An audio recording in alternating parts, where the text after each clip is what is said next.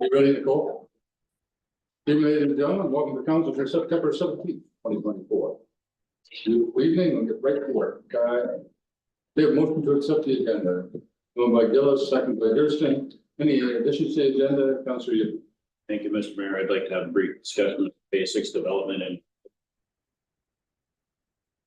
Okay. Anything else to add to the agenda? Seeing none, all those in favor? Opposed, that's carried. Need any declaration of pecuniary interest in the journal entry thereof? Seeing none, move right on to the minutes of September 3rd. Mover and a second, moved by Pickard, seconded by Bugner. Council minutes of September 3rd. Any errors or omissions? Seeing none, all those in favor? Opposed, that's carried. Business horizon from the minutes, CL 50, 2024.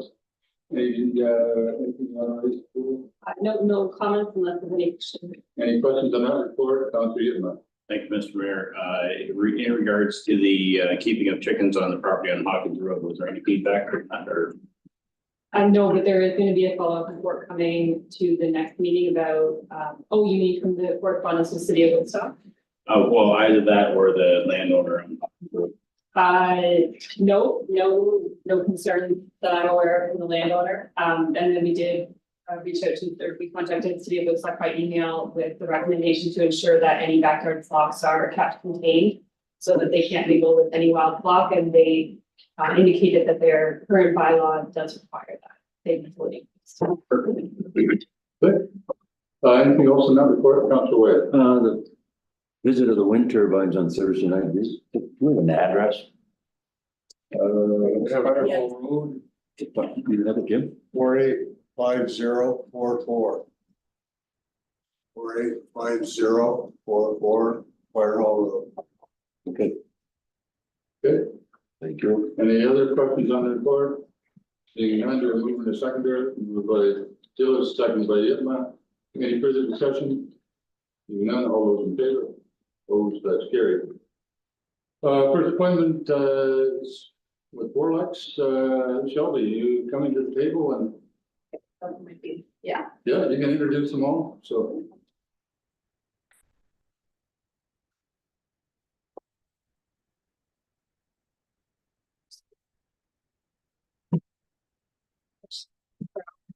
Shelby Dockworth, I'm an advisor for public affairs and communications with Borlex.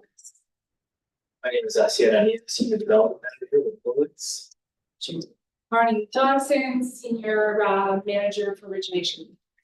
And Julie Cronin, the Environment and Community Relations Manager at Borlex. Shelby, take us away, so.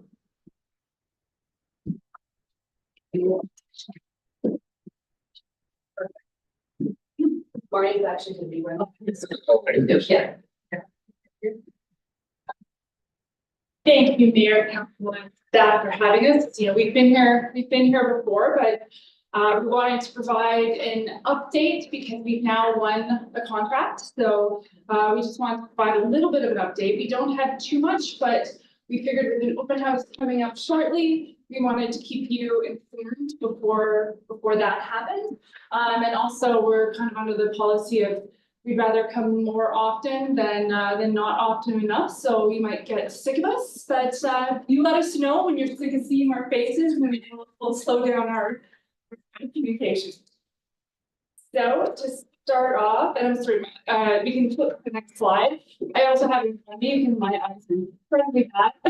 So I can't see that so well. So I'm gonna use the computer here. So as I mentioned, on May 10th, the IESO announced their award winners for the LT1 contract. So we were winners. So this project, 125 megawatts won. That does put our total now of winning projects at 505 megawatts. We had previously won our Hagersville project at 300 megawatts and our Tilbury project at 80 megawatts. So we are in the thick of things with those projects and are actually about to start construction, which we're pretty happy about. It is a very expedited timeline for those projects and will be this project as well. So we've got our feet wet. Hopefully we'll be working our way through this project as well. So as the next step, what we've really been doing over the summer is getting our ducks in. We've hired environmental and permitting consultants, Avant, so they will be helping us with all our environmental permits, as well as all of our and approvals as well. We've already talked with Spencer a little bit to try and to see what we need to move that forward, and so we're working through that. As well, we have started looking at battery, or sorry, I usually call them BESS, but our battery energy storage suppliers. So we've gone through an RFP with that and we've narrowed it down, but we still have not fully picked the final supplier yet. And we've also put out RFPs for our engineering and procurement and contractor, or EPC contractors, to help with all the final site plans and to help with just pulling the whole project together for us, really. So that is as well. And we're hoping to select that consultant or contractor within the next couple of months. And then there's our open house, which will be on October 3rd, from 4 to 8 p.m. We are also, if wanted, we usually do have a session earlier in the day as well, where any counselors or staff that want to come for the general public, to just get more in-depth answers to questions, or just any additional questions that you may want answers to before your constituents come in. Feel free to come earlier. We will make ourselves available, but otherwise it's open to everyone for 8. Next slide. So here is our revised, we're calling it, our draft concept map. Again, it's draft because we're still working through all the details, and until we pick our best supplier, we don't know the actual space we're going to take up within that gravel pit. So we've kind of identified it within the hatched area, but that's where our batteries will be. We will have a substation just kind of at the top of the batteries, still within the pit. And then what we're doing is we are going to have an overhead line that takes us from the bottom of the pit to the top of the pit. And then once we get to the top, bury that line. That was something that we clearly heard during our first open house that people wanted. And so after we won the contract, we really dug in, and that's one of the things we really looked at. So we'll be able to bury that line. So the line will be buried all the way up to the point of interconnection, which is on the other side of the road, right at the hydro plant substation there.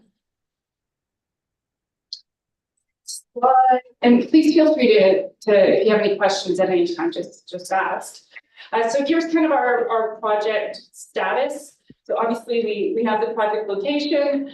We've issued a project notification. So we realized previously we had issued notifications about this project, but this is more the formal project notification that kicks off. So that has been issued. We're in the preliminary design. We will be in this design phase for quite a while. As we're figuring things out. And we've also started our interconnection study. That's with the IESO and with the hydro. Also, we have done a natural heritage impact assessment. So that's looking at birds, bats, any sort of vegetation or animals that we may have. Those studies, we actually have a small portion to do along Carn Road for bats in the fall. We have a multi-season approach for bats, so we'll be finishing that off in October. We have also completed our initial sound impact assessment. Now, once we actually pick our supplier, we will do another one with the actual equipment, but based on the different suppliers that we're thinking of, we've done our own internal assessment, and all of the suppliers that we have chosen do meet requirements that are set for us. We've also kicked off our geotechnical study. We've had a crew out just a couple weeks ago on site doing that. Our cultural heritage assessment is also underway, and we should be getting that report back shortly. The stage 1 and 2 archaeological assessment has been completed, the fieldwork portion, and we're just waiting for the report to come back. But from all indications, there's no significant artifacts that we need to be concerned about on the site. As I mentioned, the Class EA process, we kicked off with issuing that project notification. And so we'll be working through that process over the next few months, with our goal of submitting the report at the end of this year or Q1 next year for that report.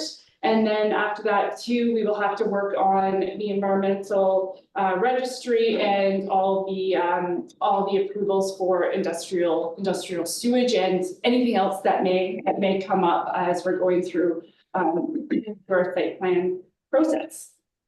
So I mentioned that other approvals, site plan approval, building permit, the road use agreement, zoning bylaws, official plan amendments, and then so all kinds of stuff. Spencer is very much going to get sick of us over the next little while.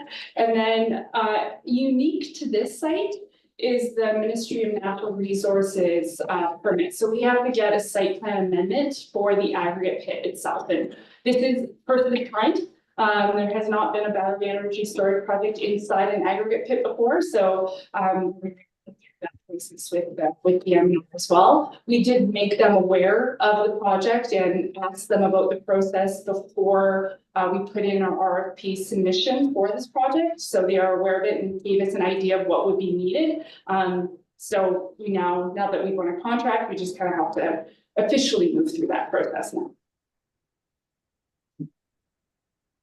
So the anticipated timelines, and this is a rough estimate, and this is our ideal world. But we do recognize that things come up and things may take longer than what we have here. But it started. This timeline started back last year when we had our initial open houses for the project, and then we won the award in Q2 of this year. And so what we're planning for the next couple months, I kind of said, we're going to finalize who our best supplier is going to be, and then also select our contractors, and then move through all the, I just listed them, all the permits that we need to get for this project and all the site plans. We are going to be having the open house on October 3rd. Based on that open house, we'll determine how many of open houses may be required. And as I said, to keep people informed throughout the life of the project. So anytime it's a major milestone, it's our intent to have an open house to let the public know what's happening with the project. And then in the next months, initiate that zoning and official plan amendment process as well. And our ideal is to be up and running and operational at the end of 2026, beginning of 2027. So again, tight timeline for these projects, and that's kind of what the IESO or the Independent Electrical System Operator put on us. But we think we're good now that we've done it twice. So that's high level overview. Do you have any questions? I went through it kind of fast, but if you have any questions, please feel free. Thank you. Any questions from council? Go ahead, come for you. Thanks, Mr. Mayor. A couple of questions, actually. The first one is possibly for planner Spencer. If we go back to slide 3 of the presentation here, the one with the overhead view, the agricultural portion of that, is that slated for aggregate extraction as well? Speak after 7:30, so I'll need quiet. Go ahead, Spencer. Sorry, through you, Mr. Mayor. I'm not aware of the extent of the licensed area on the subject property. I think the Borlax team may have a better idea as to that. And as far as the scale of their project, whether or not it will occupy those lands currently under agricultural production. It is. So the whole property is actually zoned for aggregate extraction. And one of the reasons why you can see that yellow line that goes alongside, That's the proposed transmission line. And why that's so far over to the side is because we had to work with Thornton Sand and Gravel on, you know, when they would be extracting that north part of the pit, and because we needed to have that line in place for at least 20 years. And so they gave us an idea of, you know, 20 years out where they would be, and that if we stayed close to that east side, that they wouldn't be extracting within the next 20 years on that portion. So yes, the whole area will eventually be extracted. Next question then, to what depth will that line be buried? That is a very good question.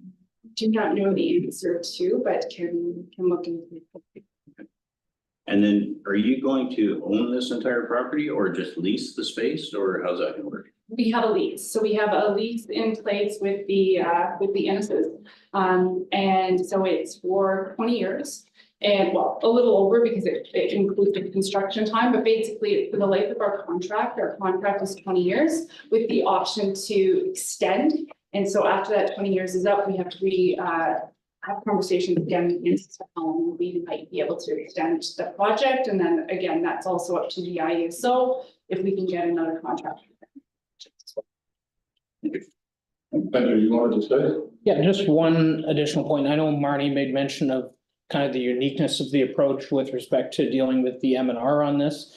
So the M&R will be heavily involved as far as the licensed area for extraction and amending the existing site plan, which would allow for future extraction. So I suspect it will be perhaps a one as far as the M&R's involvement with indicating what may or may not be appropriate as far as future rehabilitation of the lands. And it may not be similar to what we've seen with other typical aggregate sites. Any other questions? Councillor White. I guess this question would be, Mary Ellen, does our fire department have all the proper what's needed if something should happen in a situation down there in the back? There will be training, et cetera, that in conjunction with the development. So the fire chief is going as far as, they will be developing and working with Boralex on. Okay. Yeah, sorry, that's something I should have mentioned is that we will be hiring a third party consultant to help out with the emergency response plan and look at the different fire departments, both here in Southwest Oxford and neighboring communities if needed on what needs to be done in the community. Okay, thank you. Any other questions? My understanding is there's 30 or 40 years of gravel already zoned, according to the entities. Don't expect, David certainly doesn't expect to live as long as the gravel is. So I think that portion is well in hand. To the comment by Councillor Way and around the fire chief, he was asked to present any challenges or issues that he wanted covered. I'm assuming you've taken care of that. So, okay. Anything else then from council? Seeing none, thanks very much, folks, and look forward to the next update. I know that council and our energy committee have been invited to the open house on the 3rd of October. So look forward to seeing you then. Yeah, thank you. Thank you. Okay, thank you very much.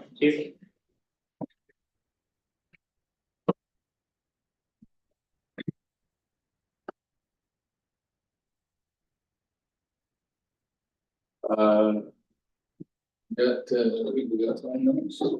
No, we got 1 minute. Okay, we're not gonna, we have to go into a public meeting, right, for the, We don't actually. It's Oh, we not don't? a legislative public meeting, it's just a consultation process. okay. I've got 6:49, do we have to wait a minute? Or can we start with the report? I think we can start. I think the notice actually said 6:30, so. Okay, so, the next is the ward boundary review, public input, and the clerk has a report.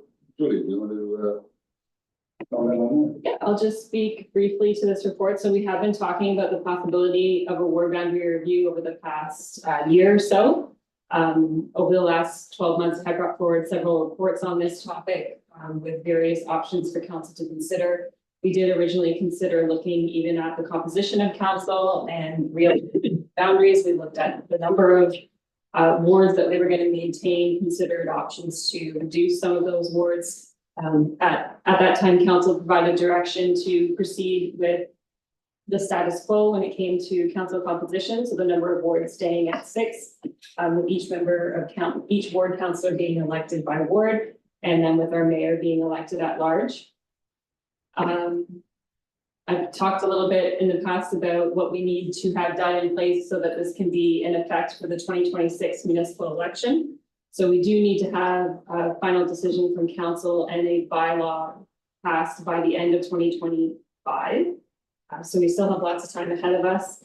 I wondered, Nicole, do you mind pulling up the comparison photo? Actually, I have it here, but then it won't show up on the live screen or live stream.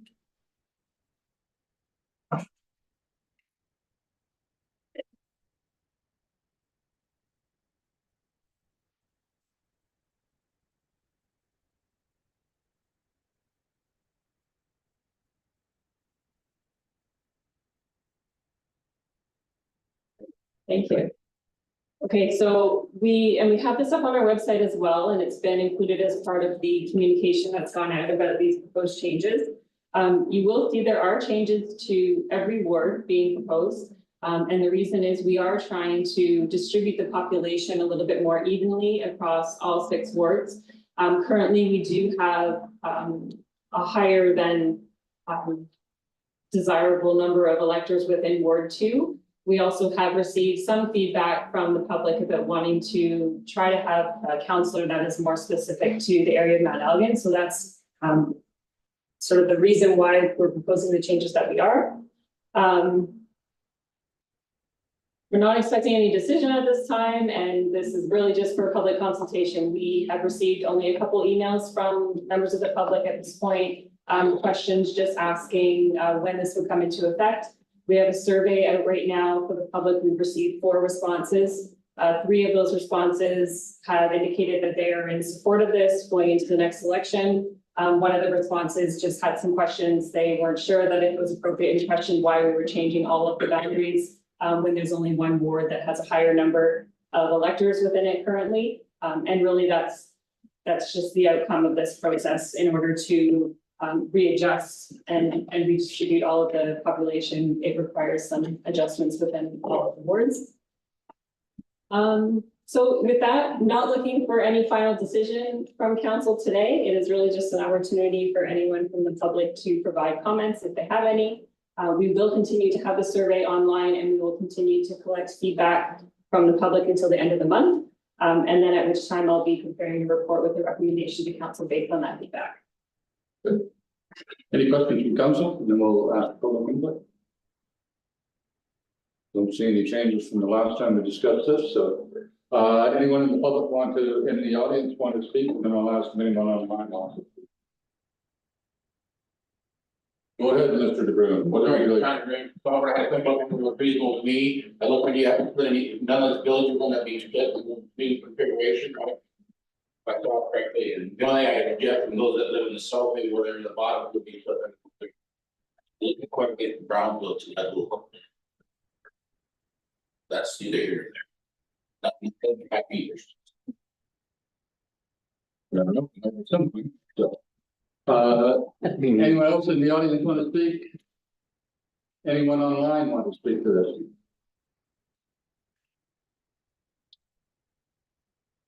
Not hearing anyone? Do we need a motion to receive the report? Just to receive a report and. Okay, so moved by Gillis, second by Brookner. Result of council of Township of Suffolk, Street, Port CL 52/2024. Proposed ward bound review, public consultation and information, and whether the council receive input from members of the community related to council proposed ward bound adjustments as outlined in the report. Any discussion on the motion? Seeing none, all those in favor, opposed, that's carried. We're a little bit early for the minor variance, so let's move on to staff reports and the building department, the August 2024 report. Howard, please. Thank you, Mr. Mayor. I would only just point out that June of last year was much busier than June of this year. But July and August have been much busier than last year. So I had a fear that our budget wouldn't be met, but now I'm confident that we're going to exceed our budget. Otherwise, if you have any questions. Okay, any questions for Howard on the report? Pretty straightforward, lots of stuff happening, and which to a certain extent, is good news. I mean, it's not all reflected in lower interest rate assumptions, it's just people want to keep moving forward. So, no other comments? Do we have a mover and seconder for the report?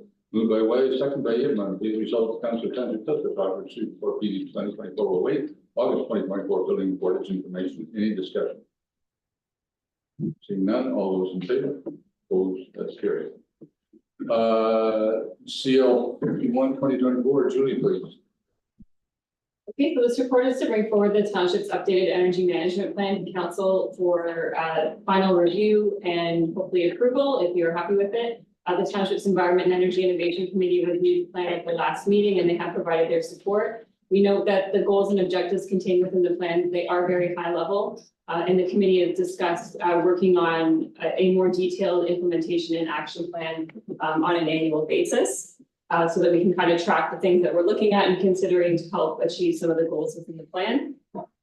I do just want to note, I referenced legislation in there that is actually no longer in effect. It's a different regulation now. The requirements for municipalities with respect to reporting annually on energy consumption and greenhouse gas emissions, as well as energy management planning, are still the same. And with that, if there's any questions or any comments, feedback, I'm happy to hear that from council. Okay, any questions or comments? Seeing none, do we have a mover and a seconder for the report? Moved by Pickard, seconded by Way. Result of Council Townsend Suffolk received report CL 124 Townsend Suffolk offered updated energy management plan information for the council for the township's updated energy management plan 2024-2029 attached as appendix A to this report. Any discussion? Seeing none, all those in favor? Opposed? Carried. Moving on to CL 52. Julie, please.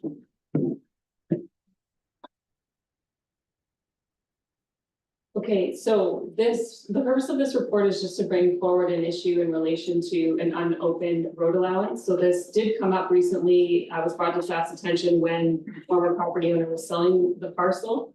It was thought that there was a portion of land that was owned by the township. The portion that remained was an unopened road allowance and still in the township's name is smaller than what we thought, and the former owner submitted a claim through land titles. So land titles has accepted the claim, and they've been working with us to resolve the ownership title issue.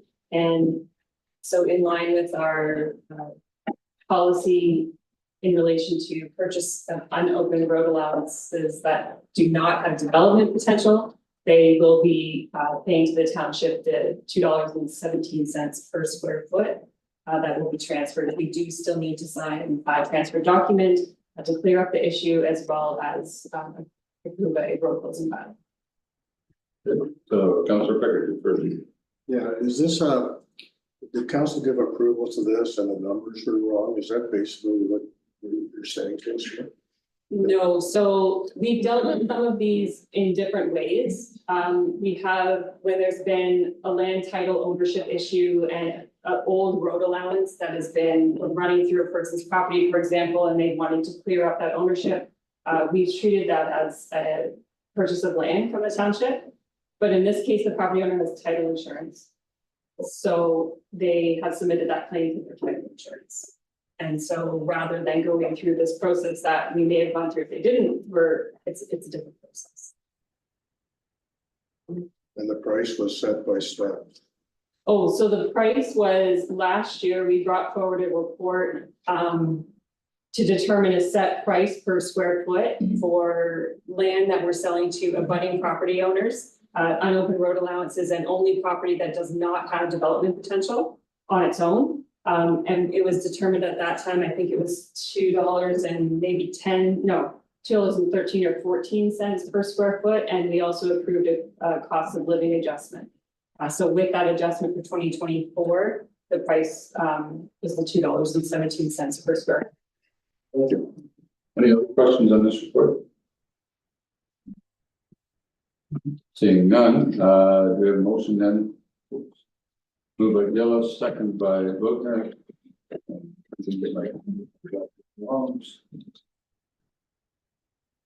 Result, Council Township Silver Star, Shreveport CL 52-2024 transfer of unopened road allowance parts 2 and 5, plan 41R 1068-1. 825 Queen Street East, Beachville, as information for the mayor and clerk of the office to sign required transfer documents in addition to the transfer. Then will go as illustrated on country day attached to this report. And the designated as part of student fund 41R 10681 Township of Silver. Any discussion? Oh, sorry, and further, staff be directed to bring forward the necessary road closing bylaw in relation to part of the road allowance between concessions 1 and concession 2, North Oxford designated parts 2 and 5 of 41R 1068-1 Township of Silver. Any discussion? Seeing none, all those in favor? Opposed? That's carried. So, a couple of minutes here, so discussion items. We have the letter that apparently we were supposed to pass a motion that we endorse it. That the issue in there on the letter for supporting the Upper Thames River Conservation Authority. Council Wade, do you want to make any comments? Just that, we've been hit from the Ministry of Natural Resources that we can't increase any of our fees. And it's hurting us, like, big time, just. Basically, we just would like that change that we can, increase the fees just with the cost of living goes up to run all these parks. I'm sure Councillor Buchner and Councillor, Yipman have the same issues with their conservation authorities, so. So we have a motion to support this, and moved by Way, second by Durston, and your motion would be to endorse the letter. Yeah, that's a result that the Council of the Township of Southwest Oxford endorsed the letter to be sent from Upper Thames River Conservation Authority Board of Directors regarding the decision by the Minister of Natural Resources and Forests to freeze the fees. Conservation. Any discussion on that? Further discussion? Councillor Yipman. I wonder if Council Ray might encourage his board to forward a copy of this to the other conservation authorities, as well, and to see Ontario. Yep, a meeting on Tuesday. Councillor Fricker, please. Can the authority still increase their fees to this municipality? Well, we won't get to. Yeah. That's what's gonna happen. Your tax So levy. we're not included in this. Nope. But we're gonna make it. Municipality will. Yeah. So they'll put it on the levy. And there's no other place for them to get it, so. Okay. Okay, all those in favor of endorsing? Opposed? That's carried.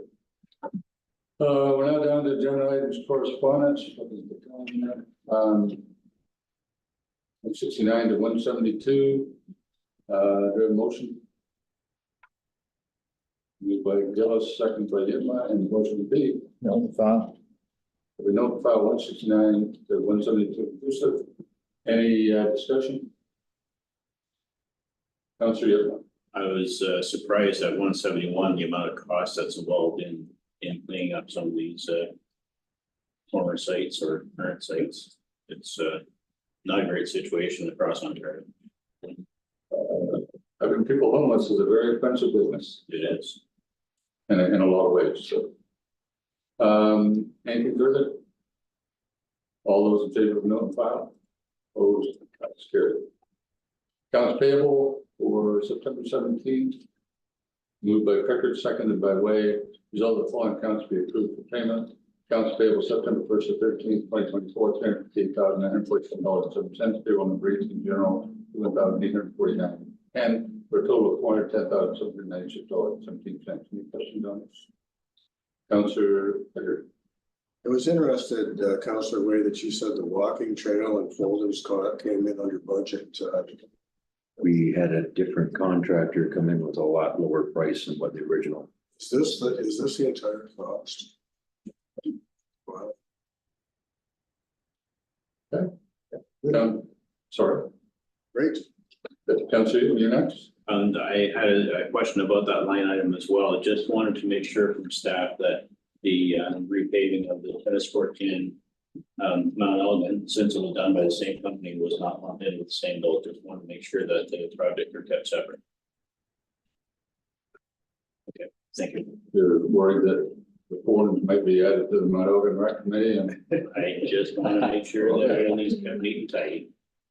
your local take care of it. Anything further on this report? All those in favor? Opposed, that's carried. Do bylaws yet? Might as well move on into the committees and do the Brownsville Hall Board Committee. We have approved minutes for July 10th and 30th. So, Councilor Booker, any comments you want to make You're talking about the, on the Brownsville Hall Board meeting minutes? everything, was pretty good. It was on there. It's, apparently the, tennis court is supposed to be going on Friday.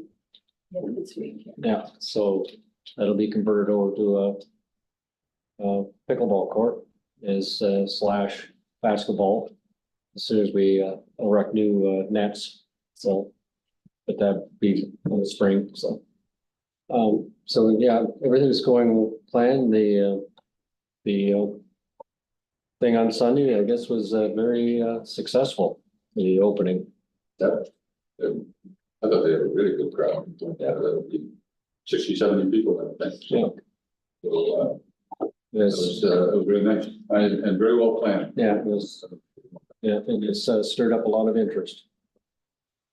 Okay, so you're gonna move the, council received the minutes of July 10th and 30th, I will. and the seconder would be Councilor Gillis. Any discussion on these? None, all those in favor? Oh, that's carried.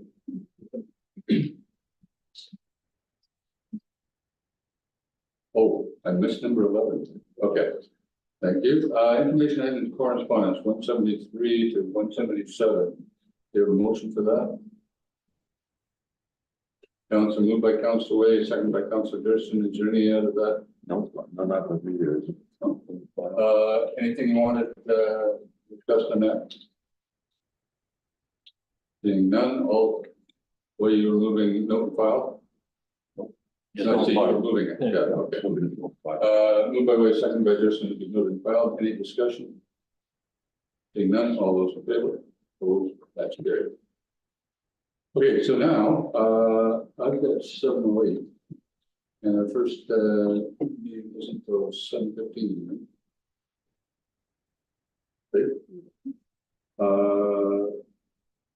Okay, so Julie says we're doing new business, Councilor Yitma. Thank you, Mr. Mayor. I wanted to ask staff, I guess, in general, if we think back to some of the public meetings that we had at the Mount Elgin Community Center regarding the planned, at that time, draft plan of subdivision. There was some discussion about the potential of a tree belt for privacy along the properties that back or on the west side of Graydon Drive. And I'm just wondering if more people recall that, if there's any documentation that supports that. And if staff could bring forward a report on the legality of it in terms of requiring the new properties in the phase 6 development to have a planting there for privacy. What ability we have to maintain that tree belt if it's planted? Do we have to put an easement on those properties? And then further to that, the easement that's already on the properties that are existing, is there any potential to amend that to allow for planting of privacy if it turns out that it's not feasible to plant on the new properties? So, you want to comment or do you want to sit back to it? We can bring back a report. The easement would depend on the registering, the reason for the registering of the easement previously, if it was for drainage purposes or whatever. I know there was some discussion for phase 6 in regards to especially the lots that back up onto phase 2. from phase 6, having plantings along that back area. The issue and enforcement wise is if the developer was to plant those trees as part of the development agreement, and then the new people moved in and decided they didn't want the trees and cut them down, what would the recourse be? So usually, my thought on this is the best person to take care of the trees, the person that plants it. So if, and we're looking for further information on this, but I don't know what enforcement status we would have regarding placing the trees on a property, on a private property. So, go ahead, Councilor. Well, to that point, we do have an easement registered on title on the existing Graydon Drive properties, and I wonder if, because that's enforceable, there may be something that would be able to be enforced on the other. It's a conversation that I've had recently and lead me to believe that that tree belt is somewhat in jeopardy. And so I want to follow up on that, make sure that it gets followed through. Okay, we can bring a report back. Thank you. So, Further to that, I would wonder if we might consult with Daniel Duke on that as well, in terms of the existing drainage in phase 2 and 3. And whether that easement could be amended to allow for putting things on it. I think you the last time we had this conversation, the idea of removing the swale. Came with the idea of having to put a drain through there and with usually the landowners were going to have to pay for that drain, which seemed to be a bit of a non-starter. But I think it's important to know too, I know that was, I do recall that being a discussion, and I know that was a request of property owners, but it wasn't a condition of approval. So I mean, we can look into it further, like Mary Ellen said, but it's, there was a series of conditions that were included within, council resolution, but that wasn't. So 2 points to this item. One, my recollection was that we had a verbal agreement that we were going to see a privacy planting put on the new properties west of the properties on Graydon Drive. That was my understanding at the time. And then second, through conversation with the developer, the tile that is in the existing properties now on Graydon Drive is not perforated, it's a solid tile. So allowing a planting on that easement would not necessarily interfere with the current drainage system. And so I wonder if we can do some follow-up work with Daniel on that to see what the potential is there. okay. Okay, so that's drainage is done. Okay. I think we can start heading towards a public meeting. Really? Okay. So moving into committee of adjustment, do you have a motion? Moved by Carter, seconded by Way, and the motion read. Result of Township Council of Township Clerk to move into committee of adjustment. Consider minor variance application A08-2024 received from Peter and Elizabeth DeBoer at 7:15 p.m. Any discussion? Hearing none, all those in favor? Opposed? Now, it is actually only 7:14, so we're gonna wait a few seconds until we get to 7:15, so we'll do everything legal. But Spencer, you ready to go? So, just for the people in the audience, in just a minute, we'll move, council is now committee of adjustment, which is slightly different. They looked at saying quite a different role, from council, more of a judicial body here. And, the process will be the planner will go through the, minor variance application. Council will have an opportunity to ask any questions they want to on the application for clarification. Then the applicants can make any comments they want. Then we ask anybody in the public that wants to speak in favor or opposed to the application, make any comments they want. And then the committee will deliberate and make a decision. So, is that 7:15? Oh, Julie says it is 7:15. Oh, right, okay. So we're now into the committee of adjustment, call meeting to order. We have motion to accept the agenda moved by, Pritchard, second by Yitma. Any discussion on the, agenda? Seeing none, all those in favor? Opposed, that's carried. Any declaration of community interest in the general nature thereof? Seeing none, the minutes of the August 13th committee of adjustment moved by Yitma, seconded by Gillis. Any errors or omissions in that minute? Seeing none, all those in favor? Opposed, that's carried. We're now ready for the minor variance application A07 2020, A08 2024. And Spencer, please. Thank you, Mr. Mayor. Good evening to council, staff, members of the public joining us here this evening. The application before the committee at this time is application A08-24, and it affects lands on Airport Road. They're immediately adjacent to the Tillsonburg Airport. In this case, the section of the bylaw that the applicants are seeking relief from is section 8.2.1, which deals directly with the minimum distance separation requirements. More specifically, for committee's attention, the area of relief that the applicants are seeking relief from has to do with the proximity of one of the existing buildings relative to the neighboring residence. As shown kind of on the bottom of that blue circle on the screen before committee, you'll see the residential dwelling that exists there.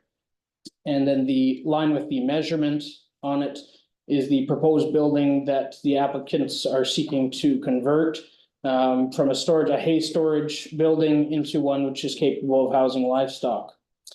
The MDS calculation, which was run by the township chief building official, came up with a distance of 140 meters being required from that building to the nearest residence, whereas the applicants, given that the building is there, the distance that they actually have is 115 meters. So there is a variation of approximately 25 meters based on what they actually have, given the location of the structure and what is required through the MDS calculation. As a result of circulation, there were no comments received from any agencies to indicate either support or objection to the application. I didn't receive any emails or calls with respect to the application from adjacent landowners. At the staff level, planning staff are supportive of the application tonight. We do feel that it's keeping with the four tests of a minor variance, being minor in nature, generally in keeping with the zoning bylaw, consistent with the official plan policies of the county, and overall desirable. The only other thing I would highlight is just that with respect to manure storage, the calculation did note there was an additional relief requested for manure storage, and that the existing manure pit would be utilized to accommodate the manure from this proposed structure that additional livestock would be housed in. Happy to answer any questions, and I assume the applicants are in attendance tonight, however, I've not met them, so happy to answer any questions that this committee may have on this one. Thanks, Peter Elizabeth. Sorry, I should have asked before.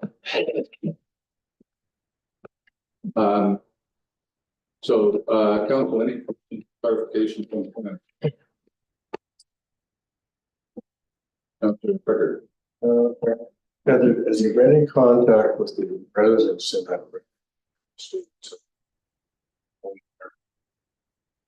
I assume that's not the person. Correct. So that's someone else also is planning any contact. Through the chair to the question on the floor, there's been no phone calls or emails that I have received or that planning has received from the owners. The owners. They're in attendance. As far as your question, I did not receive any correspondence from those owners, however, they're in attendance tonight, so. So we'll get to that in a second when we get to public comments. Any other questions for clarification in this report? And that'll be separate from questions that the applicant has. So to the applicant, any comments you wanted to make on the report?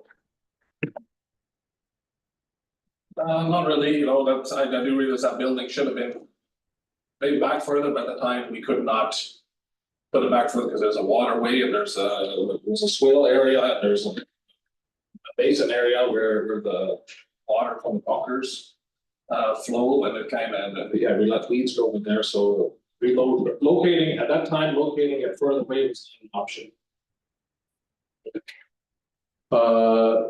Now, anyone in the public want to speak in favor of the application?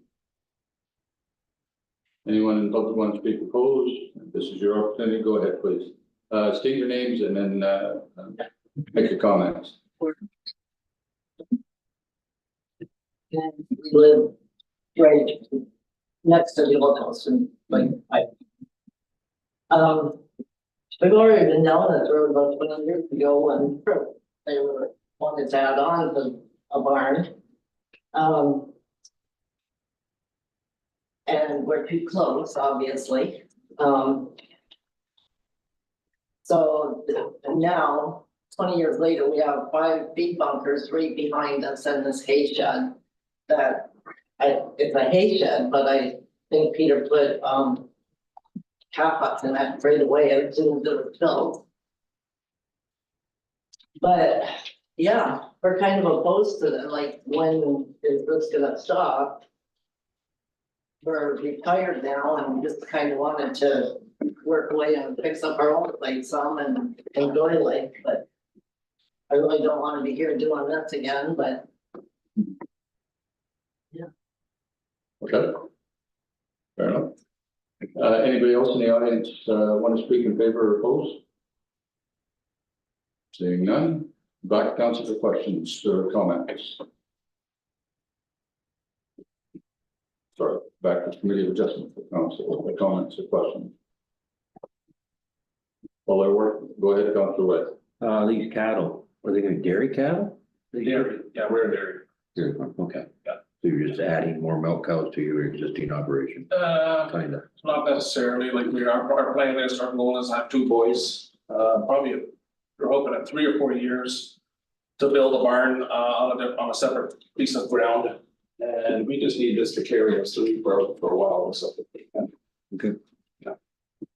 Just, yeah, we did, like I said, eventually, it'll be the goal is pull half of the cows out of the whole farm, eventually, you know, but like when, I cannot say that.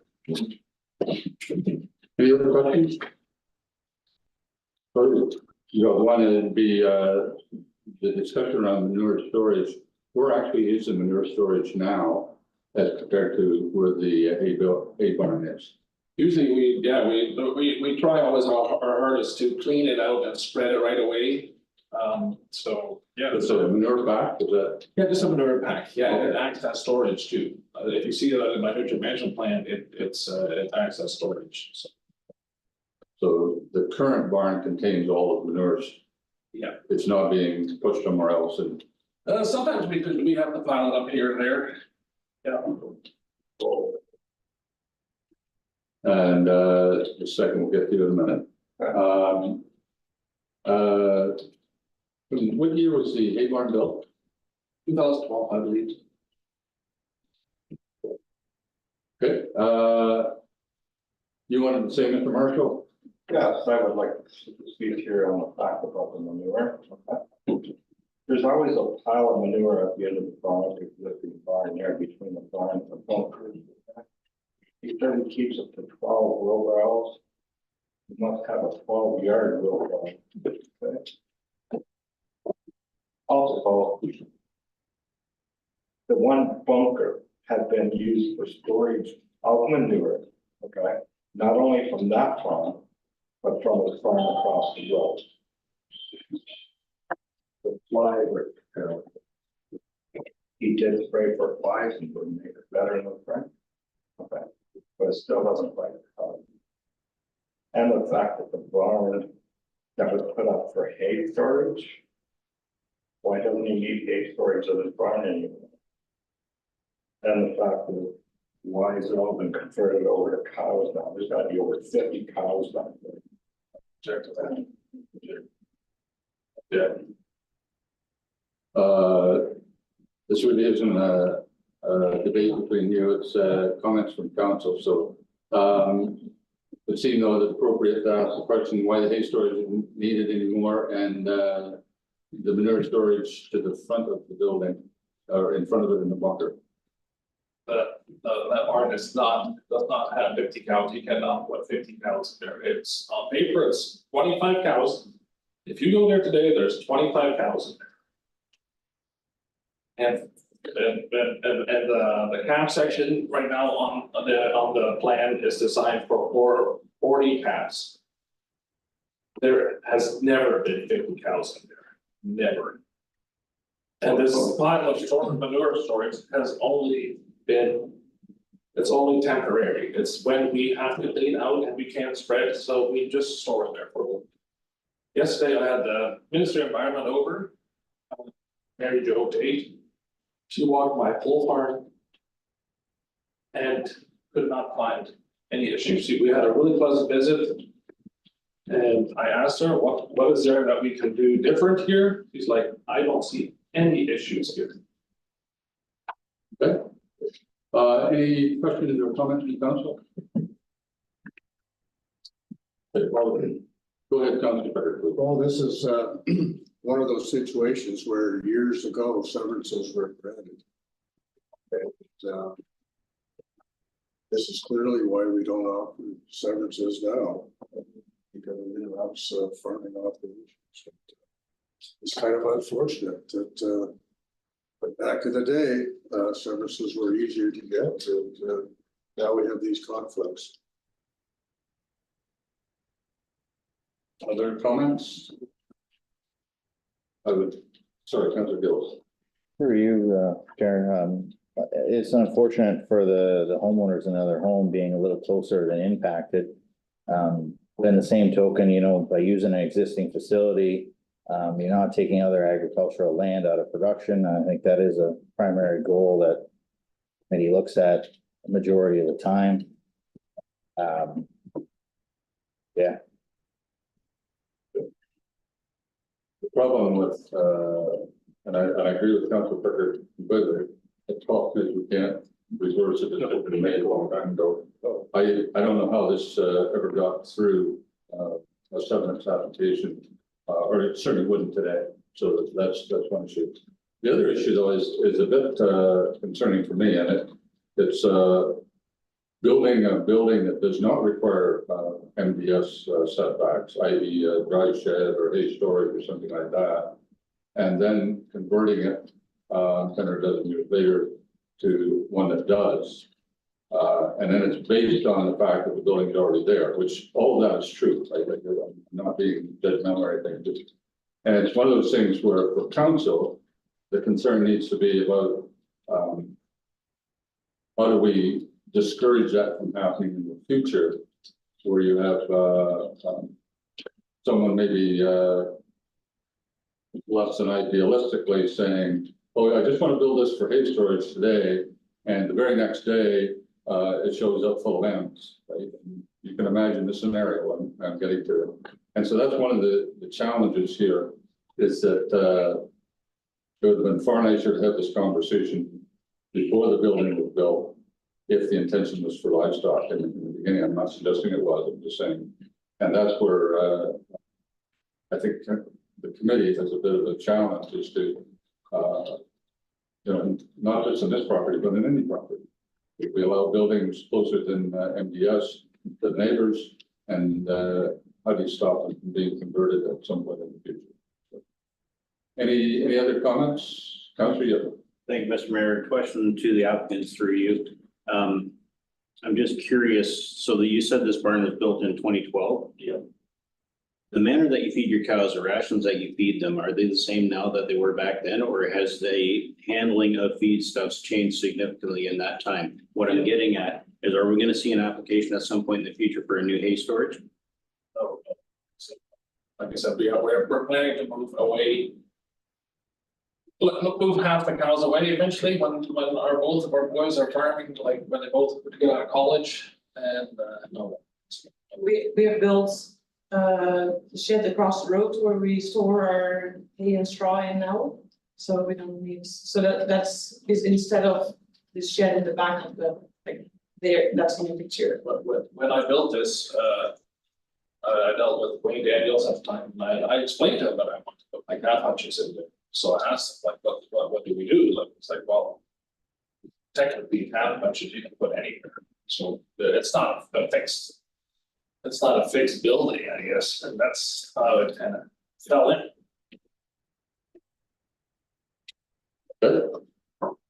Not disagreeing with anything you say, I'm just, you can see from a committee perspective, the challenge of.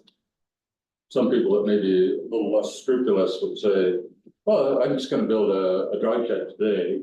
And then the very next day, all of a sudden it becomes housing for 100 heads. Well, we depend on people to be honest with us and do the best we can. Anything further from committee, and then we need some kind of decision. Anything further from the public? Yes. Go ahead.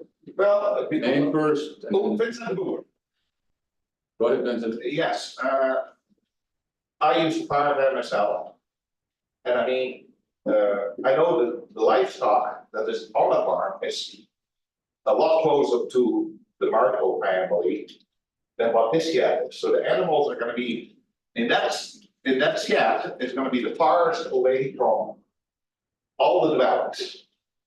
So I mean, if anything, I mean, what is the problem with the animals close to the house then? Right? It's the same thing, like the animals are actually farther away. So. So the problem, Vincent, you bring up very well, is that the current barn is already too close. Well, it's always been, the park has been there before the houses. Right, So- and that leads back to, there should never have been a severance, but that's, we have to deal with today and not what should have happened in the past. I'm not disagreeing, I'm just saying, Yeah, that's the reality, so, okay? okay, Yep. say. Any other comments? Mr. Marshall, go ahead, please. When the major variance was given to, they wanted to increase. And it was given to them because the silos that was there, they were gonna build it on the other side of the silos. Okay? And that was gonna be for the cattle. The front barn, which was the Schroeder barn, got burned, and it had to be rebuilt on those. At the place where a burn would get insured. Okay. So the first barn, for the major ones got on, they put 2 additions onto it, okay, which is huge. Like, that front barn wasn't to be opened up or whatever, it wasn't supposed to be cows out front of the building, and stuff going on. Behind our property, it was all going behind the building. For the structure. Since then, all this stuff is developed right in our backyard, like the house is 60 feet away from us.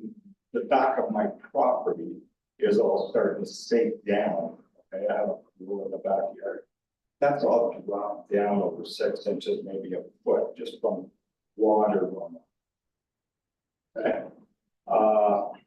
So as we go on, there's all these other bunkers that were put in here. This hay shed originally was supposed to be for hay. From day one, there was calves put in there again, hunt. Okay? And now it's already done. And now it's been turned over into housing cows back there along with 40 cows. So we're looking at what, 25 and 40 to 75 animals side, that's what's. So like, it just keeps going on and on and on. And then there's all these huts along the back where they put cattle in. Okay, and they built fences around them, pens around them all. So like, it's not just like one thing, you know, a short-term thing, like this has been going on, it was built back 12 years ago, and it just keeps getting bigger and bigger and bigger.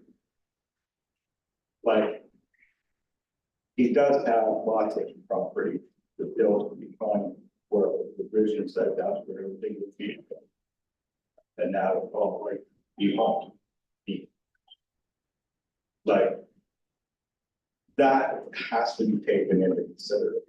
This is ongoing, and if this, that was minor variant gets put in place that are allowed, then that allows him to build onto that building. Either way, to be increased, whatever, okay? Well, just Once that has been approved, that distance, then he can apply for whatever to build on for that. not without a minor variance. You could, anybody can apply for a building permit, but you have to get another minor variance. Just Yeah, but if we go back to the barn that's there now with a major variance. Once that major variance was in place and they need to add on, they put huge additions on it. So like, why would this not follow the same category? It's still a variance, but it becomes the legal limit that can build to, and he can just keep building on. They've done that to the back barn's got 2 huge additions on it. so there is no such thing as a major variance, even though some people think the variance is bigger than it should be, or bigger than minor. But my understanding is that the minor variance originally was to replace the barn that was there, or to add the first addition to it. I'm not sure, Spencer, you know. The minor variance many years ago, yes, dealt with the primary barn that's on the property. I will just mention for committee's purposes, depending what the outcome of this is, the committee does have the ability, obviously, to impose conditions, and it would be, in my opinion, entirely appropriate to say to recognize the existing barn, or the existing building in this case, so that if something happened and that building was removed, it doesn't then allow the applicants to replace that at 115 meters. They would have to meet that 140 meters. So I'm just mentioning that for the committee's consideration, because the applicant is asking quite clearly to house cows in this specific building. So the committee accordingly could reflect that in their decision should they wish to. And just, I'll get right back in, Peter. Howard, you know, was with the, no building permit required for cow hutches, is my understanding. Cap hutch by itself, not building. So is a Putting building a permit? cap hutch in the building, then you. Okay, that's where it's going. So an individual cow hutch, but as soon as you move it in a building, that changes it, okay. Other questions or, oh, sorry, Peter, you were next. Prior to 2012, we had the hutches in front of that old barn, like it was a lot closer to his property than it is now. Like they're way further now than what they used to be. And a comment on the bunks, like those bunks, they're all put there at legal distances from anybody's property. So I don't think it's really fair to mention that. And I have put a tile around that in between my property and his property. I put a tile around that. I threw gravel in it to keep any water from coming to his place. And there's a tile with gravel, filled with gravel between the bunks and his property. So the issue I of the got that, bunkers, I put that in to help him at that time. okay, so the issue of the bunkers, they don't require MDS, Howard, is that correct? Correct. So they're really of no consequence to the committee of adjustment because they don't require a minor variance, and therefore we don't have to deal with them, whether we like them or not. That has nothing to do with it. Getting back to, at some point we need to make a decision on this, and is there any requirements or conditions that committee of adjustment would want to see in them? So, looking for Councilor Yipma. Thank you, Mr. Mayor. With all due respect to the commenting public in attendance, the size of the operation is regulated by the nutrient management program of the Ontario government. That regulates the size that you're allowed to grow the business to. So that's already looked after. Southwest Oxford is first and foremost a farming township. And so I'm going to move to approve. Good. I would just point out that, the size of the operation has nothing to do with this application. It's just strictly what's, how close can you build to a neighbor's house? So, any other questions or comments? You're moving to approve? Do we have Councilor White? I'll second that. Are you gonna put any conditions on that approval? No. Okay, and any discussion?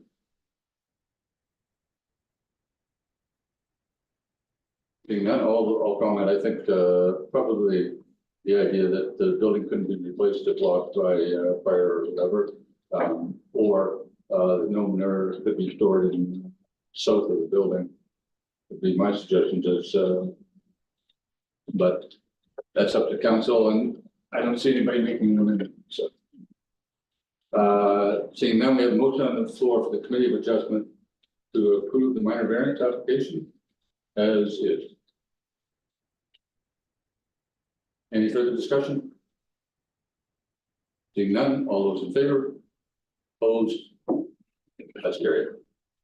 Appeal period is 20 days, but only the applicants in the township can. oh. The minor variance. No third-party appeals on minor variance. All right. Unless the applicant or the township appeals within 20 days, the decision is made. Okay, thank you very much. Have a nice evening.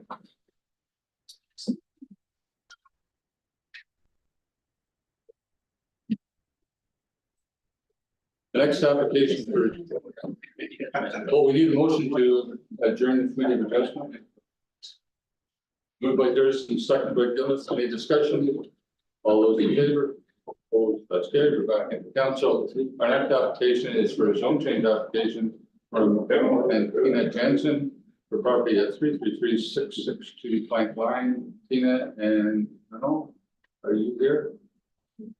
I'm here for Dad. You want to come up to the table then? And you can introduce yourselves. I'm Derek Jansen's Donald's son. They couldn't make it tonight, so I just come here. Good. Okay, so we need a motion to go into a public meeting, moved by Gillis, second by Wade. Any discussion? All those in favor? Opposed? Carried. Just so you're aware, go through the same process. The planner gives us a report. Council has an opportunity to ask any questions for clarification. Then the applicant gets to make any comments they want to make.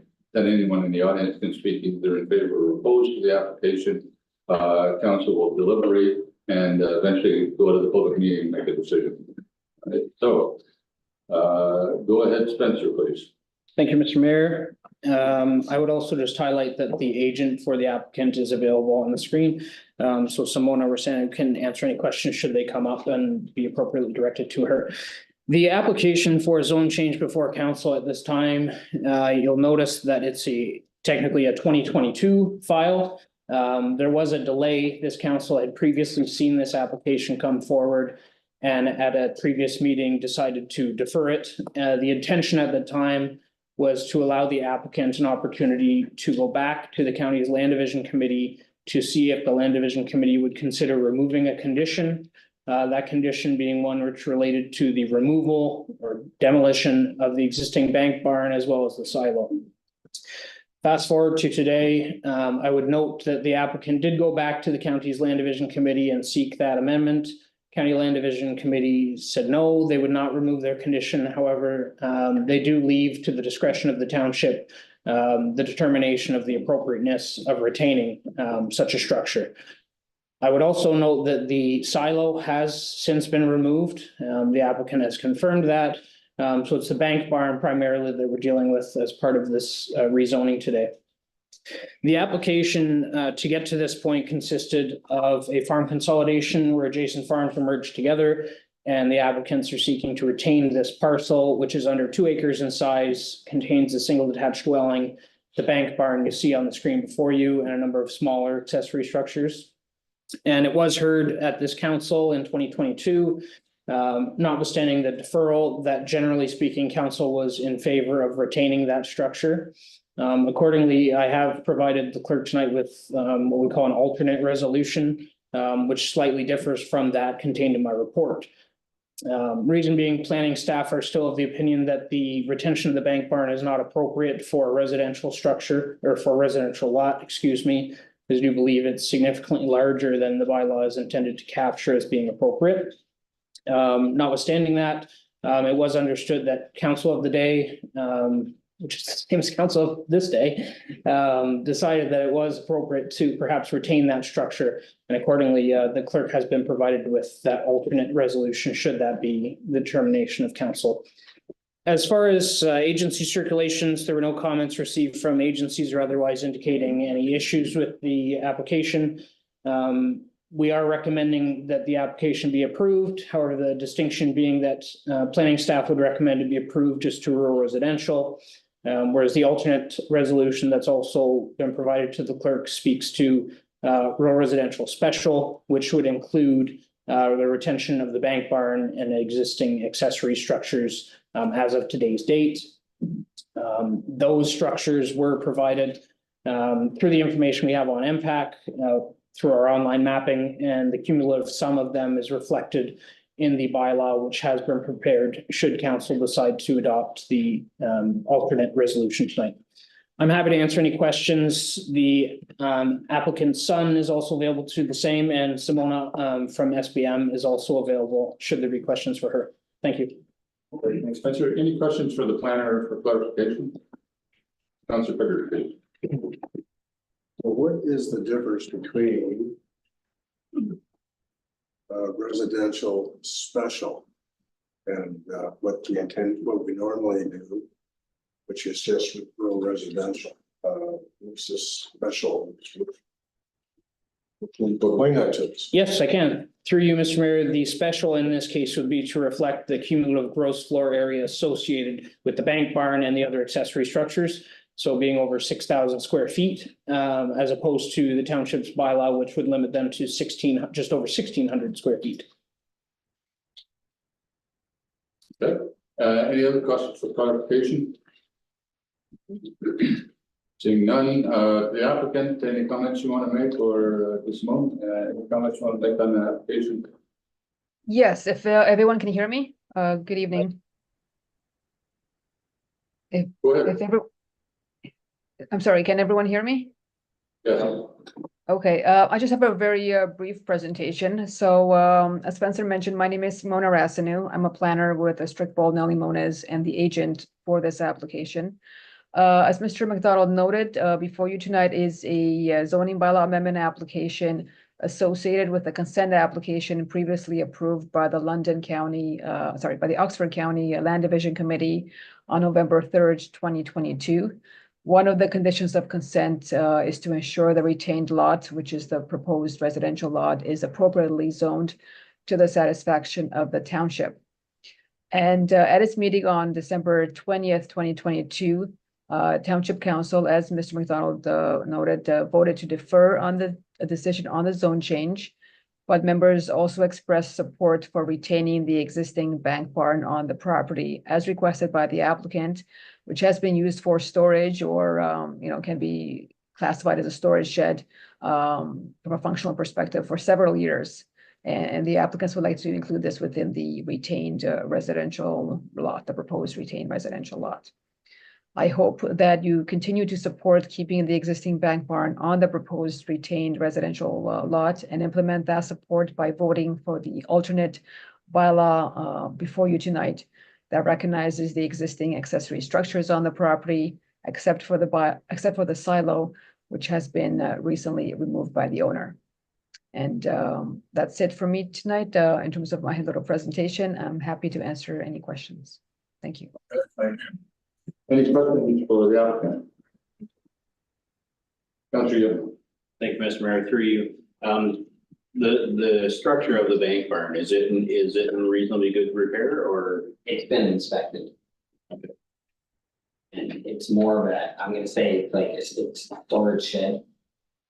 Now, so it can be used for more storage, call it a bank barn, as it was. It's not a bank, it's still a bank barn, I guess, but. It's shed. And Councilor Bicker. It looks like it was a dairy barn at one time. Milk was sticking in there. Yeah, that's, Are the stabling still in there or is that all, it's all gone? So it wouldn't be suitable to house livestock. Okay, any other questions, Jeff? Anyone in the public want to speak in favor of the application? Anyone in the public want to speak opposed to the application? Anyone? Go ahead, Mr. DeBruin. Yes, sir, John DeBruin, I guess, I concur with the planner report, I think, the last discussion you just, committee just had showed you the risks, I guess, of two goes together, so we're creating a rural residential law here, so I think that house and barn belong on a farm, but now that it's not a farm, it's rural residential. I'd have a challenge of arguing that you still need that many square feet just to have a residence there, you have a bar, a couple of things, that all fits within blueprint. I suggest that, bank barn either belongs on a farm or it becomes. And hence that's why the rural residential lot is 1,600 square feet. And the request from the applicant is for special, which would allow them to expand beyond 1,600 square feet to the present footprint. Okay, any other comments? Howard, do you want to comment? I just should comment that I did inspect the barn. It's not a barn. It's really a workshop. There's no way you could have animals in there. It's been rebuilt, including new trusses inside the barn. So it's really a building that's could be utilized as a shop easily. And it's a building that's built within the barn itself. So there's engineered trusses on top of it, but underneath the existing roof. It's a new building inside the barn. I think that's appropriate to say that. Mary Ellen. Just for my own clarification, accessory use means, major use on the property would be the residential use. And traditionally accessory has been a smaller building because the use is less than what the house is. Is that correct? Through the mayor to CEO Mary Ellen Krebs' comment, that is correct. So typically, the language is that the accessory uses are clearly subordinate to the primary use, which in this case would be the dwelling. Right. As with all other residential lots, the dwelling is the primary use, residential, and then accessory would be, structures, typically such as a detached garage, for example, or what we would appropriately classify as an accessory use. Okay, so by an accessory building being significantly larger than residential, it could be construed that the primary use of the property is storage based on square footage. Through you to that question, the rural residential zoning provisions wouldn't permit any type of use other than the residential use. In this instance, should council approve the retention of the structure, it would just be accessory to the residential component, and it would by no means allow them to operate a storage business or anything like that on the property. Okay. Other comments or questions? Councilor Booker. Well, that kind of answers my question or my thought too, is that this barn is sitting there, it's in good condition. How many times have we seen a commercial operation start up out of there without a permit? And then it's only if somebody complains down the road that then we have to change the zoning to a commercial. So why not do it in the first place, make it a commercial? So.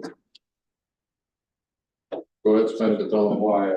Yeah, it's through you. It's a great question, and I would highlight too that Oxford County having relatively new agricultural policies just approved within the last year. We do have a new use that we classify as rural entrepreneurial use, REUs.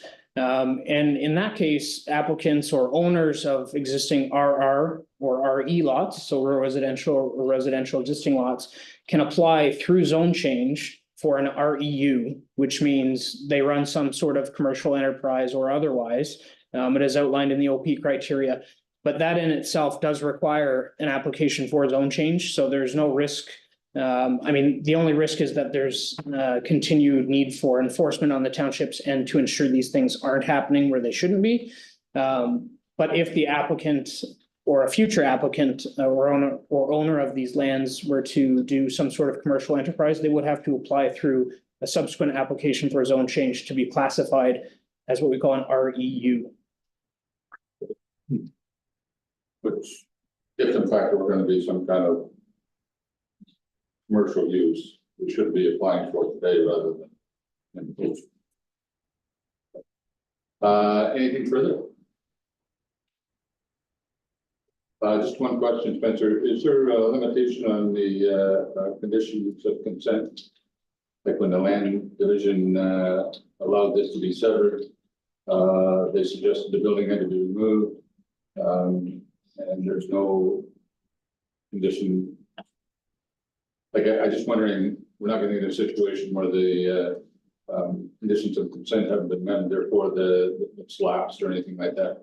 Through you, Mr. You won't. I will note that this consent application will lapse in November, so it is very timely.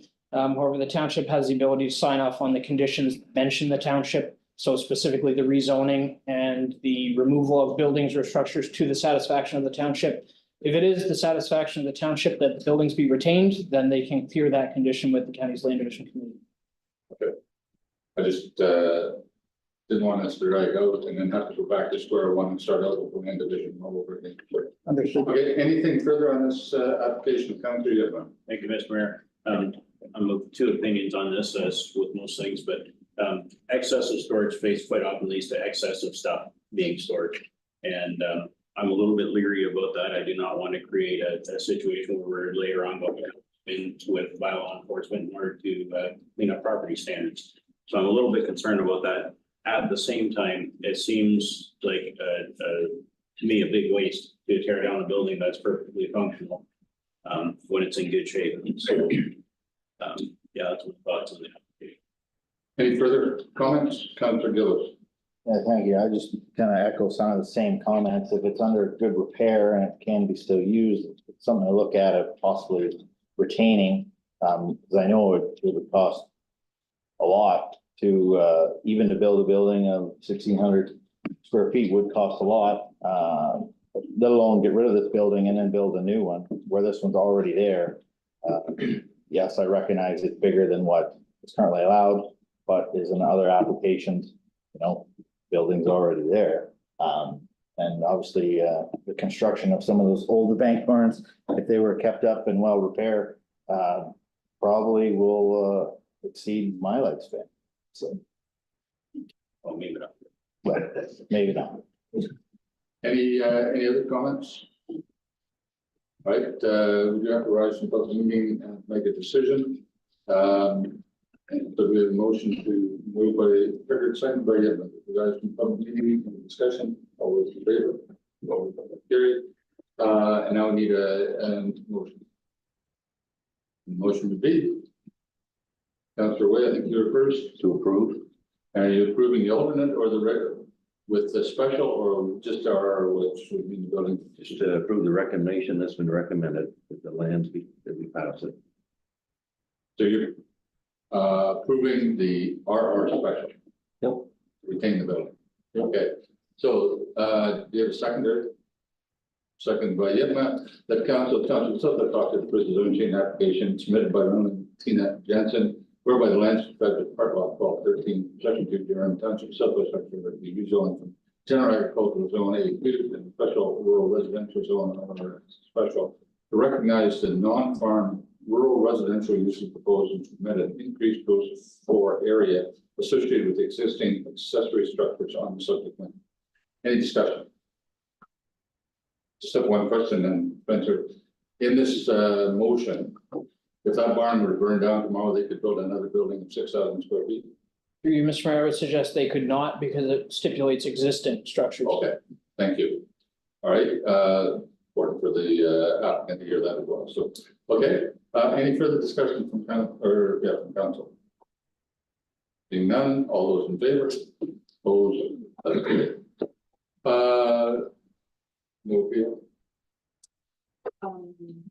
If there is no appeal period, 20 days is something for the tomorrow. The notice goes tomorrow, the 20-day appeal period, and then anyone that wants to appeal can appeal. Okay, and we need another motion to go into.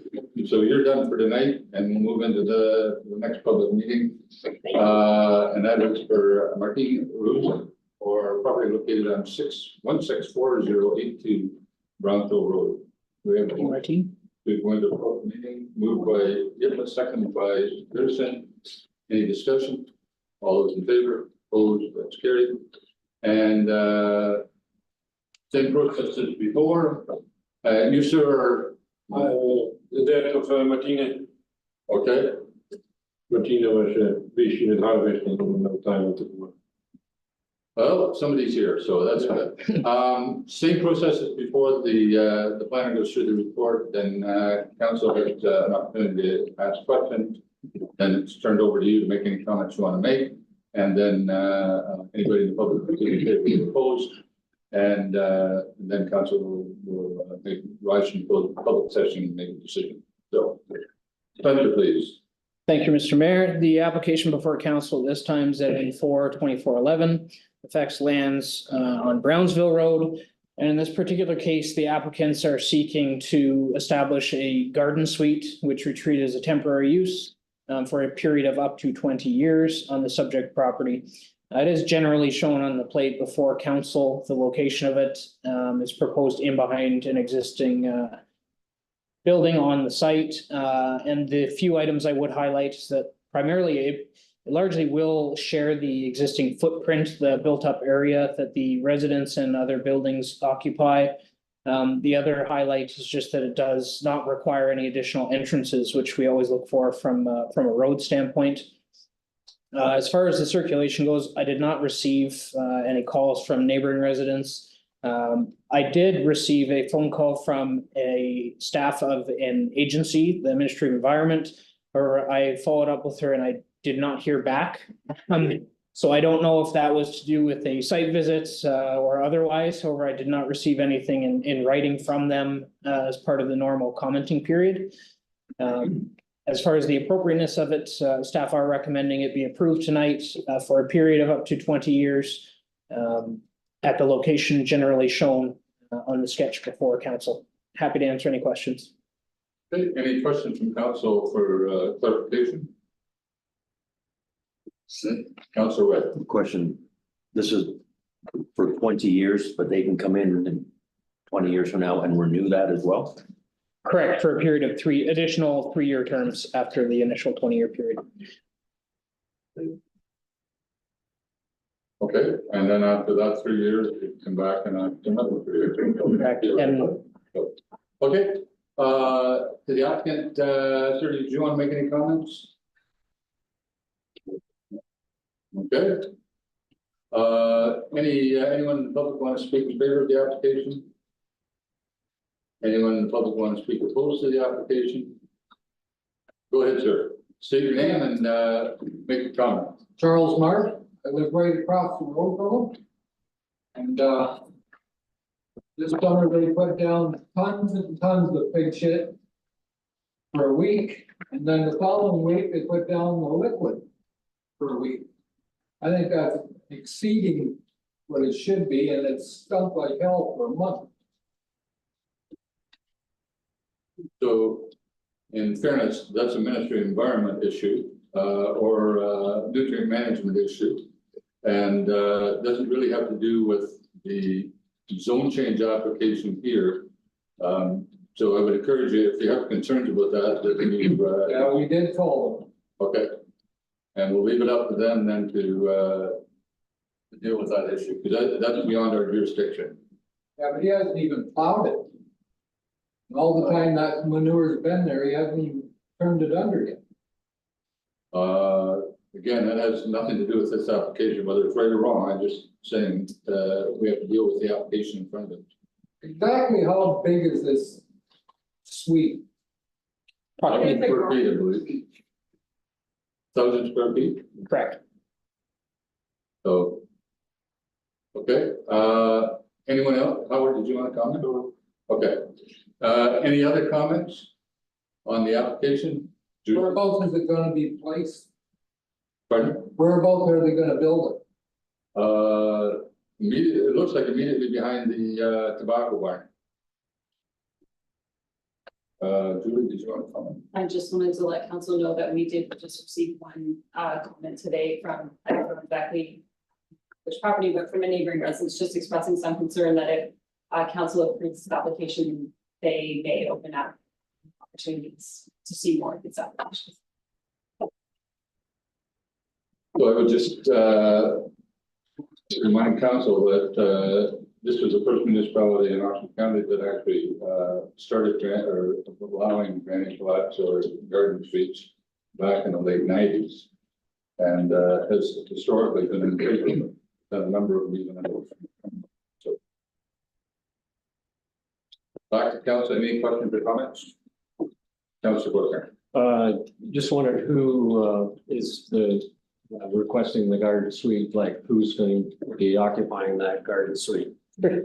Through you, Mr. Mayor, my understanding is that Martine herself would live in the garden suite. Good. And Councilor Pickard, I think you were next. Yes, I wondered if this was a mobile home that was put on a pad. Is that the structure? Yeah, it will be required to be a movable structure, because that's our primary distinction between a garden suite and an ARU. The applicant was made aware that they could establish an additional residential unit that would be permanent in nature. However, sometimes there's situations where they lend themselves better to having a temporary dwelling. And in this case, that's what the applicant is going for. Any other questions or comments? Councilor Booker. And just further to that, Martino owns the property, correct? Correct. Is she, the building that is currently on site, is it being rented out? Yes. So does that comply with requirements under the garden suite rules? Yes, we have no issue with who's occupying the garden suite. And it's my understanding that the owner of the subject property is unable to occupy the dwelling that she owns. So that's why she's made this application. Okay. Any other questions? So I have one probably to the applicant. In looking at the property, the garden suite would be placed immediately south of what appears to be an old tobacco kiln. And just wondering, in kind of an agricultural land, if there isn't any opportunity to remove the tobacco kiln and put the house further north, the garden suite further north, and not utilize any more farmland, that would be. Pardon? Total, she rent the barn out on the brother, and she not knocking down. The big cat barn? There's two barns, the larger barn on the west side. Yeah. Yeah. And then there's what appears to be in just looking at it, appears to be an old tobacco kiln that looks in good shape. Yeah. But I didn't know whether it was being utilized as for storage or. She rented out for hay storage and the brother. Okay, so it's being used now. Yeah, yeah. Okay, All that was. on farm is rent out to the brother. Okay, that was really my question, is it being used, and if it wasn't, was that a possibility? Okay, thank you. Any further questions from council? Seeing none, then council, will you rise from the public meeting? Motion by Buchner, seconded by Way. Council Reisman, to return to council. Any discussion? All those in favor? Opposed? That carried. And now we need a motion on this report. Councilor Gillis, your first. Motion to approve. Motion to approve. Councilor Gittman, can you second that? Any discussion? Seeing none, all those in favor? Opposed? That's carried. Appeal period? 3 days and, oh, actually, There's claim date. 3 days from the date of notice. Correct. For the garden suite? Mhm. Okay, yes. Okay, so just so you're aware, the notice will go probably tomorrow or Thursday at the latest. Anyone can appeal, just the applicant or the council. And anyone that makes a comment. Anyone that makes comments can appeal to the township. And if they want to appeal, then they talk to the court. So after 20 days, then you should be able to go ahead and get a building permit if you appeal. And I hope that's not somebody from council Mary Ellen, no. Right. Sorry, you're not a member of council, therefore you don't have $5. Okay, thank you very much, and we'll go on to the rest of the council agenda. Yeah, thank you. And I believe we're down to closed session. Bylaws, sorry, thank you. So bylaws and agreements, do a mover and a second. Moved by Yipman, second by Gerson, and Reed. So that the following bylaws be introduced, and they be read a first and second time. Bylaw number 63 for being valid to stop with exposure part of the law. Two, designated as part 2 and 5 and 40 hour 10.1 to the Western. Bylaw number 7, 4 being valid to be prevention officer. Take effect on September 3rd. Bylaw number 68, 2024 being a bylaw to amend Township of the Stockton zoning bylaw for updated pay that previously vacated 891. Bylaw number 69, 2024 being a bylaw to amend Township of the Stockton zoning bylaw for property locations for. Any discussion? Thank you, Mr. Mayor. Bylaws 68, 2024. Does it reflect the new?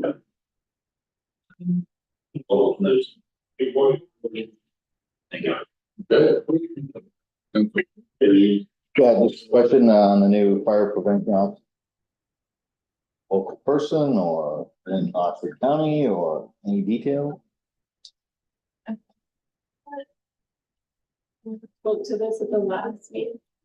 No, Paige Ford is her name. I'm actually not sure.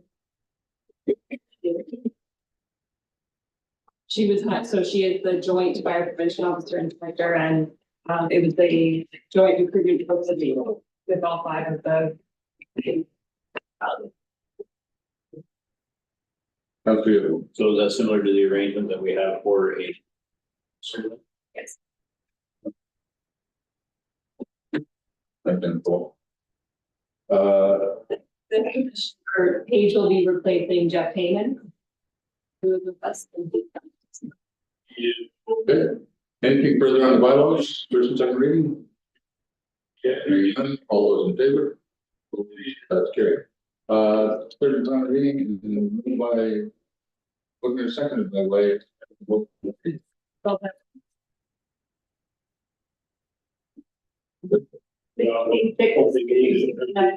Inclusive, we read a third time, finally passed with the mayor and clerk, the authority to sign the bylaw. Any discussion? Yes. Hearing none, all those in favor? Opposed, that's carried. Now down to roundtable and then closed session. Pretty bad. No further new business? Seeing none. Council roundtable, Councilor Way.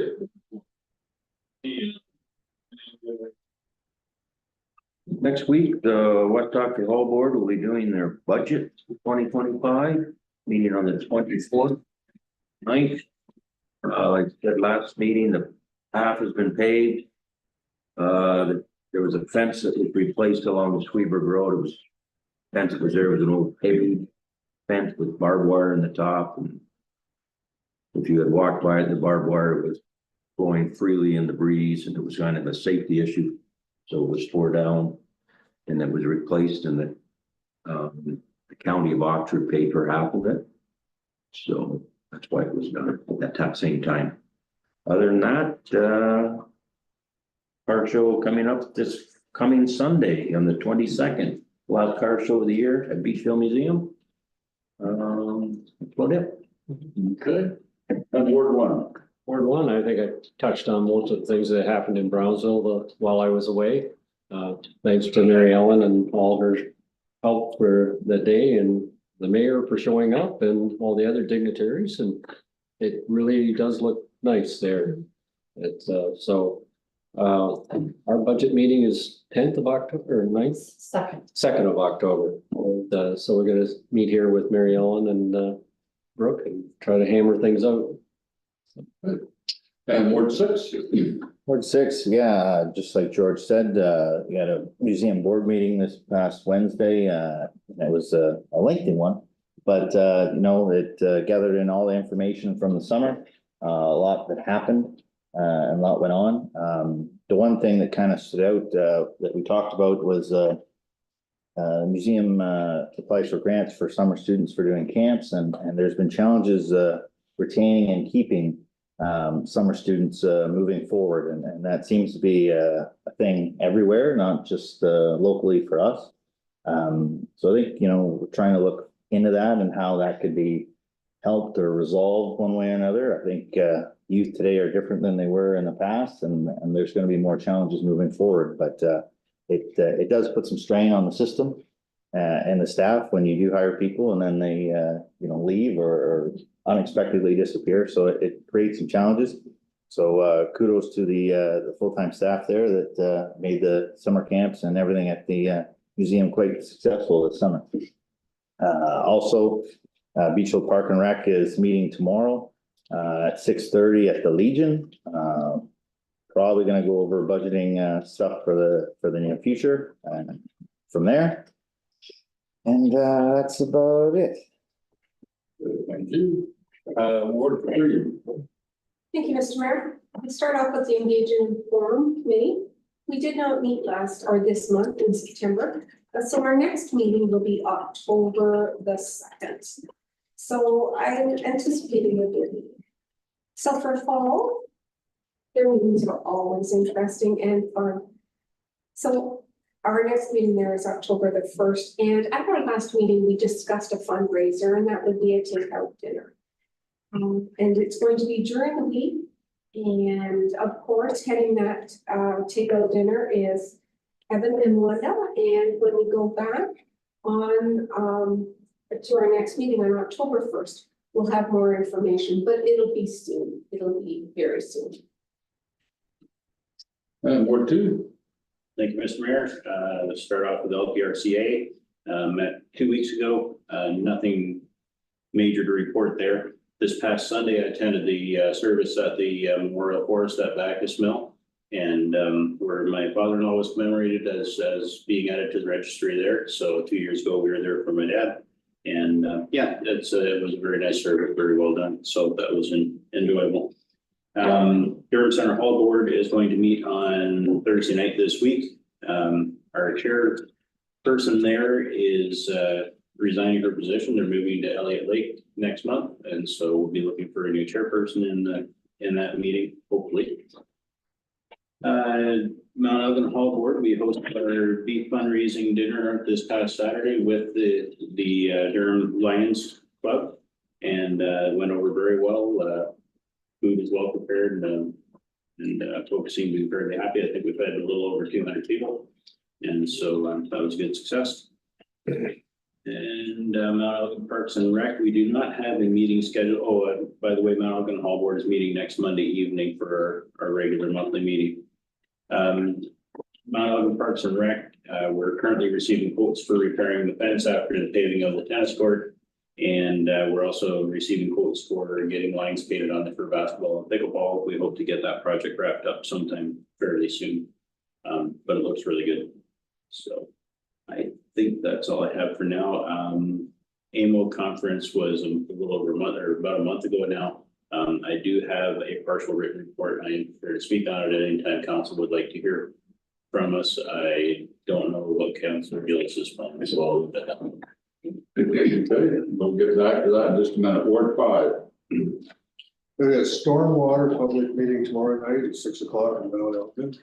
I go to that. Thursday night, there's a tour of Guns Hill Wind Farm. Sounds like you're going. I'm going. Good to see you there. Saturday is the thank you party for the donations to the Tommy Williams Park Pickleball Project. 4 o'clock, the mayor's invited, he's the guest speaker. Friends. Be very short. Weaver Minor Ball is having a meeting next week. Weaver Parks Board is having a meeting next week. And then the Rural Executive Adult Corporation meets September 27th. So I got a few meetings and That's it. Good. Just gonna comment on a couple of things, from my perspective. I did a meeting with Ernie Hardeman a couple of weeks ago regarding the overbill. And, I don't think I got a long way with Ernie. He seemed to think that the overbill was, the cost of doing business. And I thought it was a very expensive cost of doing business. And I asked him to take it back to the minister and, just remind him that, we don't like, spending twice as much as we should for anything, when it's unnecessary. I'm sure there was anything else, was, going to remind everyone of the meeting tomorrow night on stormwater management and how to fund that. It's at Mount Elgin, and, Rob Walton will be doing the presentation, and, I guess I'm facilitating, definitely, I will go, so, we'll see you there, or some of you there tomorrow night. And, I think it's a good chance to hear what the public has to say. Not presupposing what any comment you do.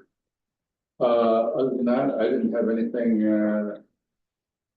for this. I do have, a couple of things in closed session, so I think we should take a 5-minute break and then we're in closed session. And, okay, so take a quick break and then we'll go.